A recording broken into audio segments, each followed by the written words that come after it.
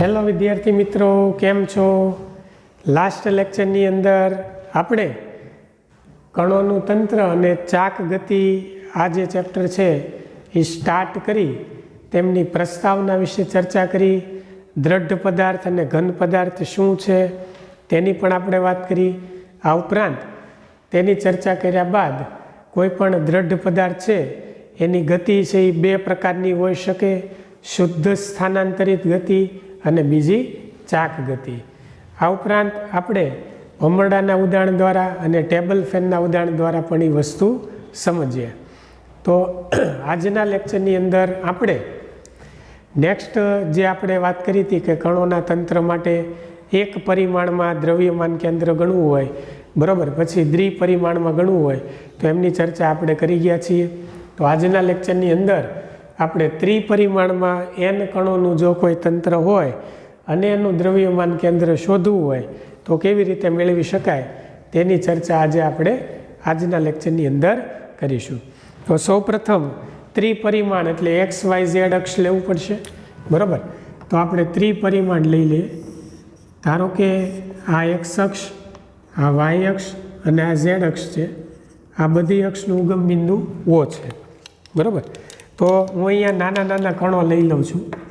અસંખ્ય n જેટલા કણો લઈ લઈએ આપણે, બરાબર, કેમ કે આ n કણોનું તંત્ર છે. રેડી? ચાલો, આ બધું n કણોનું તંત્ર છે, અસંખ્ય કણો આવેલા છે. રેડી? તો એમાંથી કોઈ પણ એક કણ છે એનું દળ હું m1 લઉં છું અને ઉગમ બિંદુની સાપેક્ષે એનો જે સ્થાન સદિશ છે, બરાબર, એને હું નામ આપું છું R1, બરાબર. કોઈ પણ એક બીજું દળ લઉં છું. ધારો કે આ M2 દળ છે, બરાબર. તો એનો જે સ્થાન સદિશ છે ઉગમ બિંદુની સાપેક્ષે એ R2 થશે. તો આ જ રીતે તમે ઘણા બધા કણો લઈ શકો. દાખલા તરીકે અહીંયા એક કણ છે, તો આને આપણે n કહીએ ને એના સ્થાન સદિશને આપણે Rn કહી દઈએ. તો આ બધા કણો જે છે એ બધા કણોનું એક સેન્ટર ઓફ માસ ધારો કે અહીંયા આવેલું છે, આને આપણે સેન્ટર ઓફ માસ કહી દઈએ. ચાલો, સેન્ટર ઓફ માસ આ સમગ્ર તંત્રનું. તો એનો જે સ્થાન સદિશ છે એને આપણે નામ આપીશું RCM. શું નામ આપીશું? RCM, બરાબર. ચાલો, તો આ n કણોનું તંત્ર એટલે અહીં આપણે લખીશું કે આકૃતિમાં n કણોનું તંત્ર, આકૃતિમાં n કણોનું તંત્ર દર્શાવેલું છે, બરાબર. યામ પદ્ધતિના ઉગમ બિંદુ ઓને અનુલક્ષીને યામ પદ્ધતિના ઉગમ બિંદુ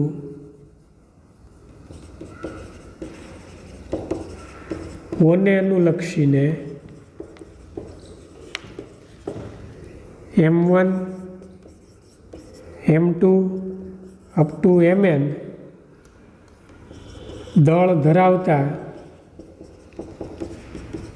કણોના સ્થાન સદિશો R1, બીજા માટે R2 અપ ટુ ક્યાં સુધી? Rn સુધી છે, બરાબર. તો આ થઈ ગયા એમના સ્થાન સદિશો. તો હવે આ જે સમગ્ર તંત્ર છે એના દ્રવ્યમાન કેન્દ્રનો આપણે સ્થાન સદિશ ગણીએ. સમગ્ર તંત્રના દ્રવ્યમાન કેન્દ્રનો સ્થાન સદિશ, જેને આપણે શું કહીએ?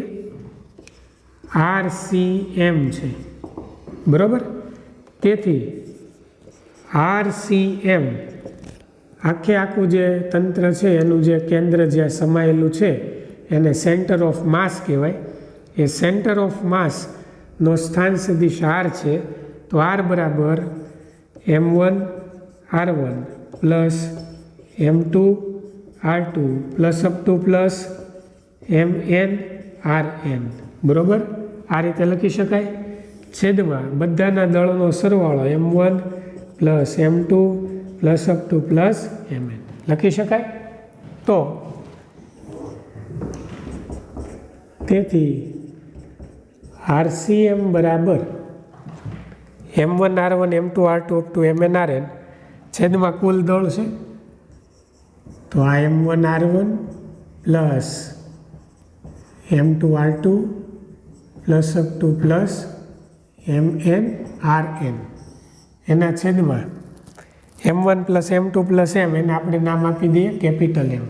સમગ્ર બધા જ કણો જે છે ભેગા કરો એટલે બધાનું દળ ભેગું થાય એટલે સમગ્ર તંત્રનું દળ કેપિટલ M છે. તો તમે કેપિટલ એમને અહીંયા પણ ગુણી શકો એટલે અથવા આ સૂત્ર આમ પણ લખી કે એમને અહીંયા ગુણી નાખો તો MRCM બરાબર m1 r1 plus m2 r2 plus up to plus mn rn બરાબર. આ રીતે તમે લખી શકો. તો આ બે સૂત્ર એક જ થયા. ઓલામાં એમ છેદમાં લખ્યું છે, અહીંયા આપણે ક્રોસમાં ગુણી નાખેલું છે બરાબર. તો આ એનું સૂત્ર યાદ રાખો જ્યાં કેપિટલ M બરાબર શું છે? સમગ્ર તંત્રનું દળ બરાબર m1 plus m2 plus up to plus mn. જેટલા કણો આવેલા છે એ બધે જ બધા કણો છે એ બધાના કણોનો દળનો સરવાળો એટલે m1 plus m2 plus up to plus mn. આ રીતે તમે લખી શકો બરાબર. હવે આપણે એને XYZ યામમાં સ્વરૂપે લખવા હોય, દાખલા તરીકે દ્રવ્યમાન કેન્દ્રનો X યામ મારે લેવો હોય, Y યામ લેવો હોય, Z યામ લેવો હોય તો એ અલગથી ગણી શકાય બરાબર. તો સ્થાન સદિશનું સૂત્ર શું છે? સ્થાન સદિશ R બરાબર આપણે સદિશવાળા ચેપ્ટરમાં ભણી ગયા XI cap plus YJ cap plus ZK cap છે આવું સૂત્ર. XI cap plus YJ cap plus ZK cap. તો આ જે RCMનું સૂત્ર છે XI cap YJ cap ZK cap તો એને આ રીતે લખી શકાય.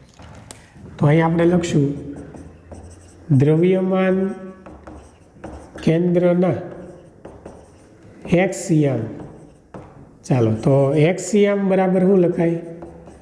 X યામ બરાબર m1 x1 plus m2 x2 plus up to plus mn xn છેદમાં બધાના દળનો સરવાળો m1 plus m2 plus up to plus mn. તો આને આપણે કેમ લખતા? સિગ્મા mi xi છેદમાં સિગ્મા mi લખાય આ રીતે. અને આને આપણે કેપિટલ M પણ કહેતા. તો આને લખી શકાય સિગ્મા mi xi છેદમાં કેપિટલ M.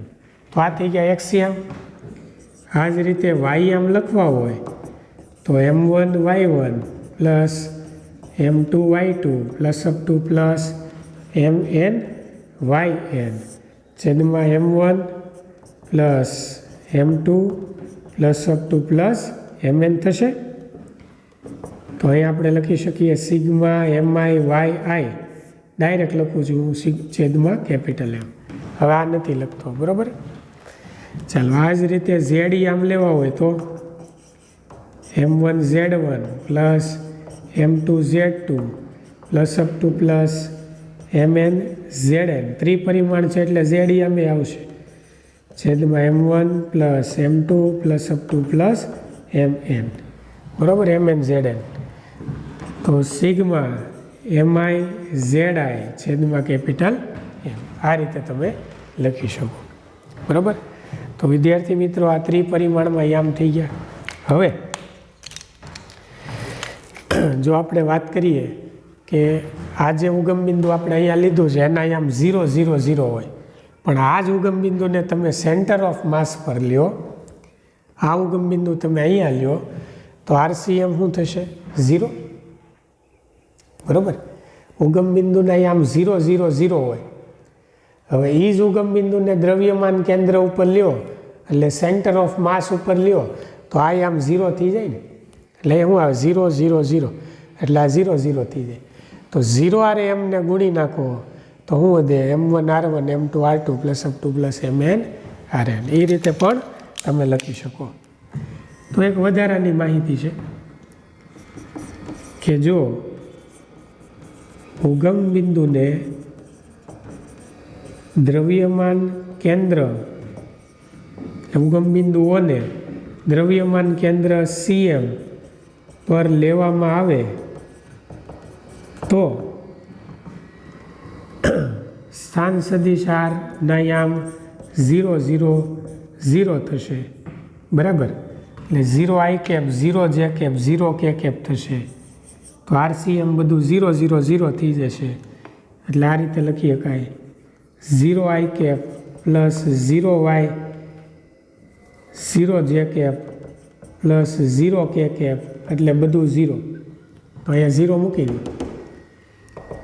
તો અહીંયા 0 મૂકો તો 0 બરાબર M અહીંયા ગુણાઈ જાય તો M ઇન્ટુ 0 તો બધું 0 એટલે શું વધે? M1R1 plus M2R2 plus F2 plus MnRn. Clear? તો આને આમ પણ લખી શકાય સિગ્મા MI RI કે જે I બરાબર 1 2 અપ ટુ N સુધીની કિંમતો. બરાબર? પણ ક્યારે? ઉગમ બિંદુને દ્રવ્યમાન કેન્દ્ર પર લ્યો ત્યારે. તો sigma MI RI is equals to તમે 0 લખી શકો છો. ચાલો છોકરા, આ થઈ ગયું ત્રિપરિમાણમાં N કણોનું દ્રવ્યમાન કેન્દ્રનું સૂત્ર. બરાબર? હવે આપણે વાત કરીએ દ્રઢ પદાર્થનું દ્રવ્યમાન કેન્દ્ર. એના ઉપરથી આપણે ઘન પદાર્થનું દ્રવ્યમાન કેન્દ્ર મેળવશું.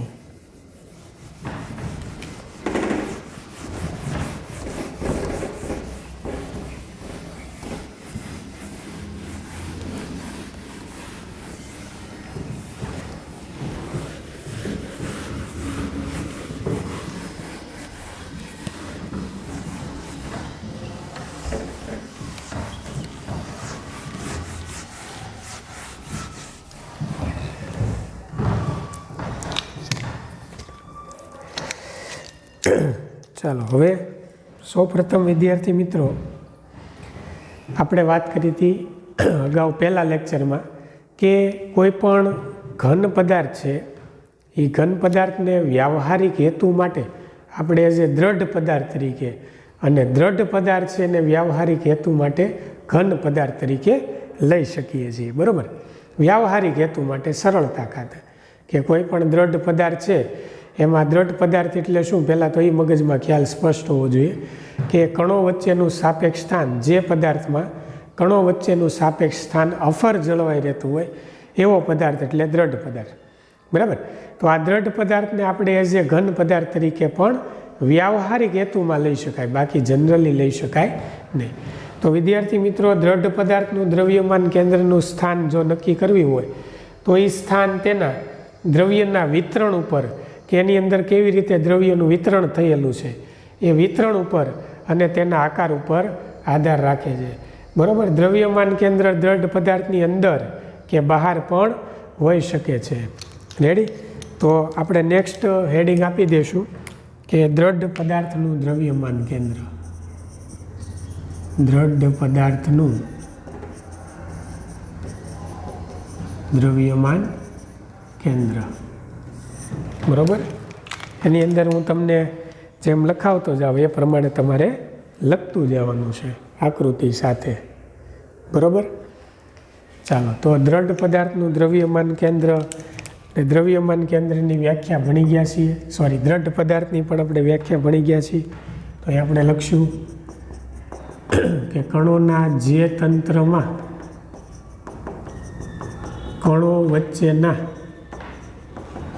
સાપેક્ષ સ્થાન અફર જળવાઈ રહેતા હોય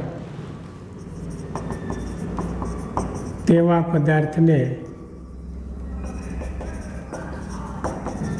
દ્રઢ પદાર્થ કહે છે. બરાબર? દ્રઢ પદાર્થનું દ્રવ્યમાન કેન્દ્ર દ્રઢ પદાર્થના દ્રવ્યમાન કેન્દ્રનું સ્થાન તેના દ્રવ્યના વિતરણ એટલે કેવી રીતે વિતરણ થયેલું છે, દ્રવ્ય કેવી રીતે સમાયેલું છે અને તેના આકાર ઉપર આધાર રાખે છે. આકાર કેવો છે? ચોરસ છે, ત્રિકોણ છે, ગોળ છે, શંકુ આકાર છે, તેના આકાર પર આધાર રાખે છે. બરાબર. દ્રવ્યમાન કેન્દ્ર દ્રઢ પદાર્થની દ્રવ્યમાન કેન્દ્ર દ્રઢ પદાર્થ ના દ્રવ્યની અંદર પણ હોઈ શકે અને બહાર પણ હોઈ શકે. બરાબર. અંદર કે બહાર એમ ગમે ત્યાં હોઈ શકે. દાખલા તરીકે તકતી એટલે એક થાળી વિચારો, તો થાળીનું સમગ્ર દળ એના કેન્દ્રમાં સમાયેલું હોય. બરાબર. તો એ દ્રવ્યની અંદર સેન્ટર ઓફ માસ થયું. પણ તમે રિંગ વિચારો, રિંગમાં ફરતે દ્રવ્ય હોય, વચ્ચેથી રિંગ પોલી હોય. તો આવી જે રિંગ છે એનું સેન્ટર ઓફ માસ કેન્દ્રમાં હોય, પણ દ્રવ્યની બહાર આવેલું હોય. બરાબર. તો આપણે અહીંયા જુદા જુદા પદાર્થો દોરી એમનું દ્રવ્યમાન કેન્દ્ર ક્યાં આવેલું હોય તેની આપણે ચર્ચા કરીએ. બરાબર. તો આપણે પહેલાં તો વાત કરીએ ગોળાની. ચાલો પહેલો એક પદાર્થ લઈ લઈએ, ગોળો. બરાબર. એનું દ્રવ્યમાન કેન્દ્ર એટલે ગોળાનું કેન્દ્ર. અહીંયા નામ આપીએ દ્રઢ પદાર્થ. ચાલો એક હેડિંગ આપી દો, દ્રઢ પદાર્થ. પછી અહીંયા દ્રવ્યમાન કેન્દ્રનું સ્થાન અને અહીંયા આકૃતિ. રેડી? અહીંયા ક્રમ. ચાલો પહેલો દ્રઢ પદાર્થ તરીકે ગોળો. તો ગોળાનું કેન્દ્ર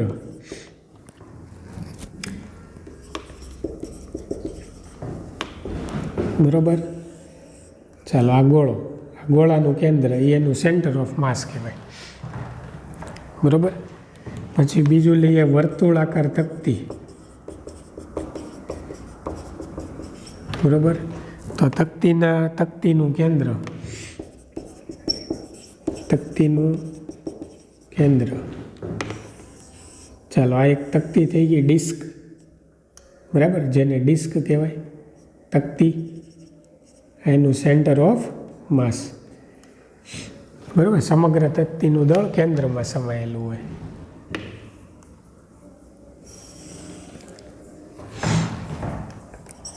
ચાલો ત્રીજું આપણે લઈએ નળાકાર. તો અક્ષનું મધ્ય બિંદુ.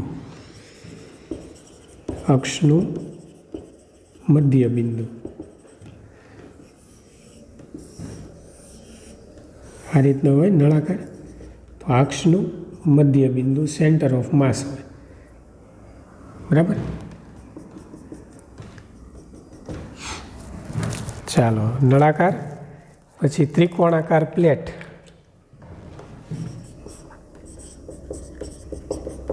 ત્રિકોણાકાર તકતી અથવા પ્લેટ, ત્રણેય મધ્યગાનું છેદન બિંદુ. ત્રણ મધ્યગાનું છેદન બિંદુ. દાખલા તરીકે ત્રિકોણાકાર તકતી છે, તો આ ત્રણ મધ્યગા તમે એમાંથી દોરો. બરાબર. તો આ ત્રણેય મધ્યગા જ્યાં ભેગી થાય, આ બિંદુ, એ ત્રિકોણાકાર પ્લેટ એટલે તકતીનું શું કહેવાય? સેન્ટર ઓફ માસ કહેવાય, દ્રવ્યમાન કેન્દ્ર કહેવાય. પછી નિયમિત સળિયો.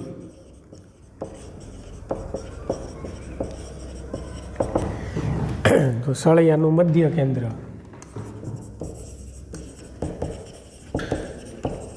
મધ્ય બિંદુ એમ કહી શકાય. તો તો મધ્ય કેન્દ્ર,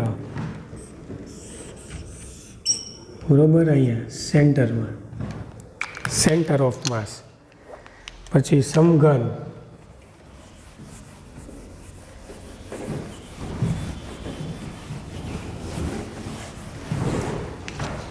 છઠ્ઠો ક્રમ આપણે આપીએ તો એનું નામ રાખી દઈએ સમઘન, બરોબર. તો વિકર્ણોનું છેદન બિંદુ,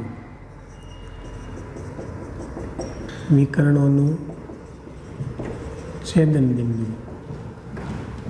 સમઘન આ રીતે દોરી શકાય.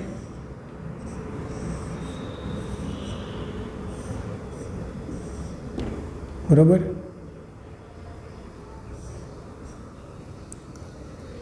ચાલો, અહીંયા વિકર્ણો જ્યાં છેદતા હોય એ બિંદુ એટલે એને સેન્ટર ઓફ માસ કહેવાય. ચાલો, અહીંયા લઈ લો. શંકુ,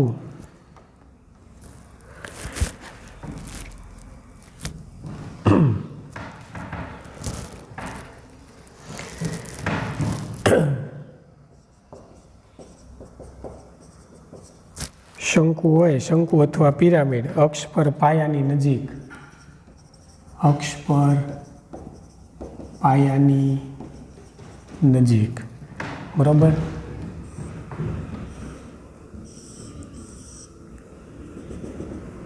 અહીંયાનું સેન્ટર ઓફ માસ.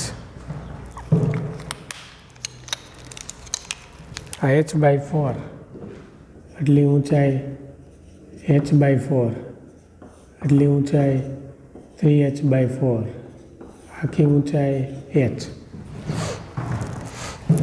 બરોબર.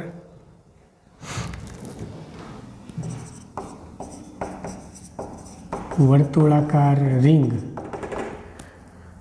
તો વર્તુળનું કેન્દ્ર,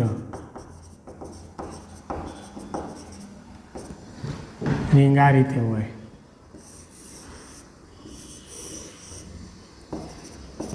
સેન્ટર ફરતું દ્રવ્ય હોય, વચ્ચે સેન્ટરમાં હોય દ્રવ્યમાન કેન્દ્ર, બરોબર. લંબચોરસ તકતી. ચાલો, 9મું અહીંયા લઈ લો.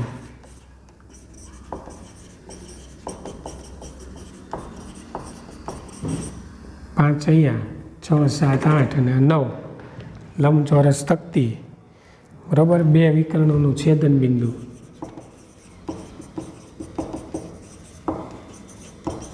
છેદન બિંદુ, 2 વિકર્ણો જ્યાં છેદે એ છેદન બિંદુ એટલે સેન્ટર ઓફ માસ. તો આ થઈ ગયું જુદા જુદા પદાર્થો માટે દ્રવ્યમાન કેન્દ્રનું સ્થાન કેવી રીતના હોય તે, બરાબર. ચાલો, હવે નેક્સ્ટ આપણે હમણાં જ આપણે વાત કરીએ કે કોઈ પણ દ્રઢ પદાર્થ છે એને આપણે વ્યવહારિક હેતુ માટે ઘન પદાર્થ તરીકે લઈ શકીએ. તો આવો એક ઘન પદાર્થ, એનું આપણે દ્રવ્યમાન કેન્દ્ર નક્કી કરવાની સૈદ્ધાંતિક રીત જોઈએ. ઘન પદાર્થ નું દ્રવ્યમાન કેન્દ્ર નક્કી કરવાની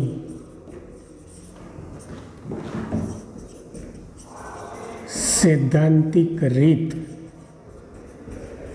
ચાલો, રીતની આપણે ચર્ચા કરીએ.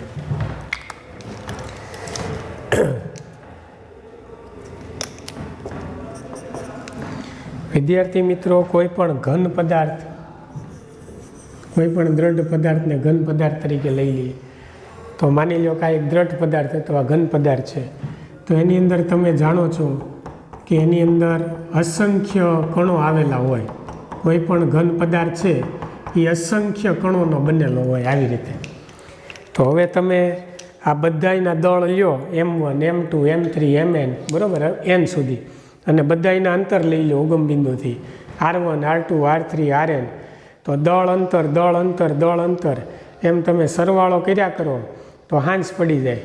એટલે કહેવાનો મતલબ કે એનો સરવાળો કરવો અસંભવ છે. કેવો છે એનો સરવાળો કરવો? આટલા બધા કણો, એટલા બધા અંતરો, દળ અંતર એમ સરવાળો કરવો અસંભવ છે.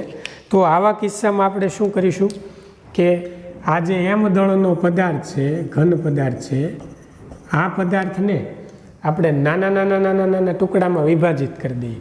માનો કે આ પહેલો ટુકડો, આ બીજો ટુકડો, આ ત્રીજો ટુકડો, ચોથો ટુકડો, પાંચમો ટુકડો, આવા આપણે એન દળના ટુકડા લઈ લઈએ. શું કરવાનું? એન આવા જુદા જુદા દળ ધરાવતા ટુકડા લઈ લેવાના, બરાબર. અને એના માટે આપણે એક સૈદ્ધાંતિક રીતની ચર્ચા કરવાની છે. તો એને આપણે નામ આપશું ઘન પદાર્થનું દ્રવ્યમાન કેન્દ્ર. તો ટૂંકમાં હવે ખ્યાલ આવી ગયો બધાને કે આ બધાય માટે આપણે સેન્ટર ઓફ માસ લેવું, અહીંયા દળ અંતર એમ અઘરું પડે. એટલા માટે આપણે કોઈ પણ મોટો પદાર્થ હોય એને આપણે નાનકડા એવા ટુકડામાં, નાના નાના ટુકડામાં વિભાજિત કરી દઈએ. અને આ દરેક ટુકડા જે છે એનો આપણે દળ અંતર લઈ એનું સંકલન જો કરીએ તો એ સંકલન કરવાથી આપણે સમગ્ર જે ઘન પદાર્થ છે એનું દ્રવ્યમાન કેન્દ્ર શોધી શકીએ છીએ, બરાબર. તો એટલા માટે હવે આપણે સંકલનની રીતનો અહીંયા ઉપયોગ કરીશું, બરાબર. શું કરવા માંગીએ છીએ તમને ખ્યાલ આવી ગયો છે. તો હવે આપણે એક આકૃતિ દોરીએ ઘન પદાર્થનું દ્રવ્યમાન કેન્દ્રની. પહેલાં XYZ અક્ષ લઈ લઈએ. ચાલો, આ X અક્ષ, Y અક્ષ અને આ Z અક્ષ. એની અંદર હું આ એક આવો દ્રઢ પદાર્થ કે ઘન પદાર્થ જે કયો એવો લઉં છું, બરાબર. એની અંદર નાનકડું એવું હું કદ લઉં છું. નાનકડું એવું કદ dV છે અને સૂક્ષ્મ દળ dm છે, બરાબર. એનો ઉગમ બિંદુ ઓની સાપેક્ષે સ્થાન સદિશ r છે, બરાબર. બીજું એક દળ હું લઈ લઉં. ધારો કે એનું નામ dm1 છે. શું નામ છે? dm1. અને એનું કદ છે એ dv1 છે, બરાબર. કદ લેવાની જરૂર નથી, ચાલો dm1 કહી દો. તો ઉગમ બિંદુની સાપેક્ષે એનો સ્થાન સદિશ r1 છે. હજી એક દળ આપણે લઈ લઈએ. ધારો કે એનું નામ dm2 છે. તો આ પદાર્થને મેં નાના નાના દળ ખંડોમાં શું કર્યો? વિભાજિત કર્યો. તો એનો સ્થાન સદિશ ઉગમ બિંદુની સાપેક્ષે r2 છે, બરાબર.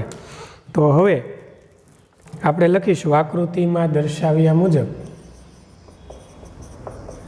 આકૃતિ મુજબ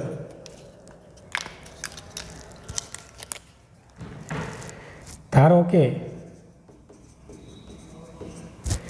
ઘન પદાર્થમાં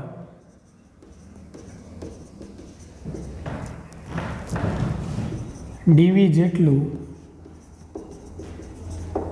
સૂક્ષ્મ કદ ધરાવતા કદખંડનું દળ dm છે. સૂક્ષ્મ કદ છે તો એનું દળ પણ સૂક્ષ્મ જ હોય, એટલે એ dm જેટલું મેં લીધું છે.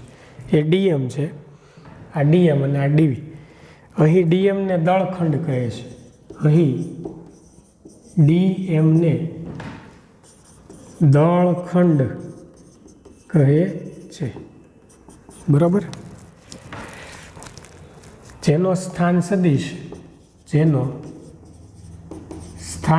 આપણે શું લીધો છે? r. જેનો સ્થાન સદિશ r બરાબર શું લખી શકાય? XYZ છે, એટલે XI cap YJ cap plus Z K cap. આને નામ આપો સમીકરણ 1. હવે આ સમગ્ર ઘન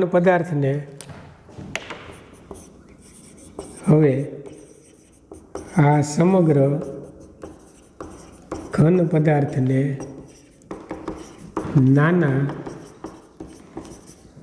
સૂક્ષ્મ દળખંડો dm1 અલ્પવિરામ dm2 અપ ટુ dmn માં વિભાગેલો કલ્પો. એટલે વિભાગેલો dm1 dm2 dmn n સુધીના આપણે વિભાગ પાડી દીધા. એમાં આપણે કલ્પના કરી દરેકનો સ્થાન સદિશ અનુક્રમે r1 r2 up to Rn છે. બરાબર. તો હવે આપણે ઘન પદાર્થના દ્રવ્યમાન કેન્દ્રનો સ્થાન સદિશ લઈ લઈએ. ઘન પદાર્થના દ્રવ્યમાન કેન્દ્રનો સ્થાન સદિશ, એને આપણે નામ આપીશું RCM. શું નામ આપીશું? RCM. તો RCM બરાબર હવે શું લખાય? આનું દળ dm1, એનું અંતર r1, બીજાનું દળ dm2, એનું r2, plus up to plus dmn અને rn. અને છેદમાં શું લખી શકાય પાછું? તો છેદમાં આપણે લખશું dm1 plus dm2 plus up to plus dmn. એટલે ટૂંકમાં એક ઘન પદાર્થને આપણે નાના નાના દળમાં શું કર્યો? વિભાજિત કરી દીધો. તો એમનો દ્રવ્યમાન કેન્દ્રનો સ્થાન સદિશ R આ સેન્ટર ઓફ માસ પર છે. તો RCM બરાબર તમે આવું લખી શકો છો. બરાબર. ચાલો, હવે અહીંયા દ્રવ્યમાન વિતરણ સતત હોવાથી હવે દ્રવ્યમાન વિતરણ સતત હોવાથી બધી બાજુ સતત રીતે વિતરણ થયેલું છે દળનું. સતત હોવાથી તેનો સરવાળો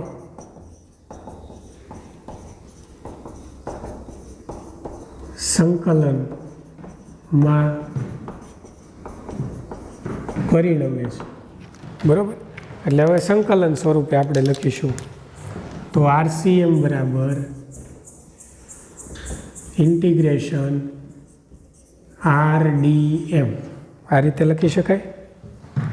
R1 R2 R3 ને આપણે R કહી દીધું, અને dm1 dm2 dmn ને આપણે dm કહી દીધું. છેદમાં ઇન્ટિગ્રેશન dm. તો એને સંકલન સ્વરૂપે આ રીતે લખીએ. આ જેટલા સૂક્ષ્મ દળો આવેલા છે આ બધાયનો આપણે સરવાળો કર્યો એટલે એ સંકલનમાં પરિણમે. કેમ કે વિતરણ કેવું થયેલું છે? બધી બાજુ સમાન વિતરણ થયેલું, એટલે સતત વિતરણ થયેલું કહેવાય એને. બરાબર. તો ફાઇનલી તમે આ રીતે લખી શકો કે integration RDM upon integration dm એટલે કેપિટલ M કુલ દળ, કે જ્યાં લખવાનું કે જ્યાં કેપિટલ M બરાબર ઇન્ટિગ્રેશન dm ઘન પદાર્થનું કેવું દળ? કુલ દળ. આ ઘન પદાર્થનું કુલ દળ થઈ ગયું. બરાબર. હવે RCMને આપણે ભાગ પાડી દઈએ. ચાલો, RCM એટલે શું કહેવાય? XCM I cap plus YCM XCM I cap plus YCM J cap plus ZCM K cap. RCM જે લીધું છે આપણે અને RCM કહી દો. RCM જે લીધું છે એના ભાગ પાડો XI cap YJ cap Z cap. તો XCM I cap YCM J cap ZCM K cap બરાબર. ચાલો, અહીંયા છેદમાં 1/m છે, છેદમાં M ઇન્ટિગ્રેશન. ચાલો, R બરાબર શું લખાય? XI cap plus YJ cap plus Z K cap કૌંસની બહાર શું લખાય? DM. RCMની કિંમત આ છે, આ 1/m આ સંકલન. R બરાબર શું લખાય? XI cap YJ cap Z K cap into પાછળ DMનું DM. રેડી? તો આના તમે ભાગલા પાડી દો તો આ રીતે લખી શકાય. દરેક માટે XCM મેળવવું હોય દાખલા તરીકે, બરાબર, એટલે કે X દિશામાંથી દ્રવ્યમાન કેન્દ્રનું સ્થાન ગણવું હોય તો XCM બરાબર શું લખાય? XCMના આટા હાલ્યો એટલે આગળ 1/m સંકલન, ખાલી X વાળું પદ જ લેવાનું, XDM. I cap અહીંથી ઉડાડી દેવાનું છે. બરાબર. ચાલો, હવે YCM લ્યો. ચાલો, YCM લ્યો તો 1/m ઇન્ટિગ્રેશન YDM. અને ZCM લ્યો તો 1/m ઇન્ટિગ્રેશન ZDM. તો છોકરાઓ, આ 3 સૂત્ર આપણે યાદ રાખવાના છે, XCM YCM અને ZCM. આના ઉપરથી દાખલા MCQ બધી વસ્તુ આવી શકે. તો આ રીતે ઘન પદાર્થનું દ્રવ્યમાન કેન્દ્ર નક્કી કરી શકાય.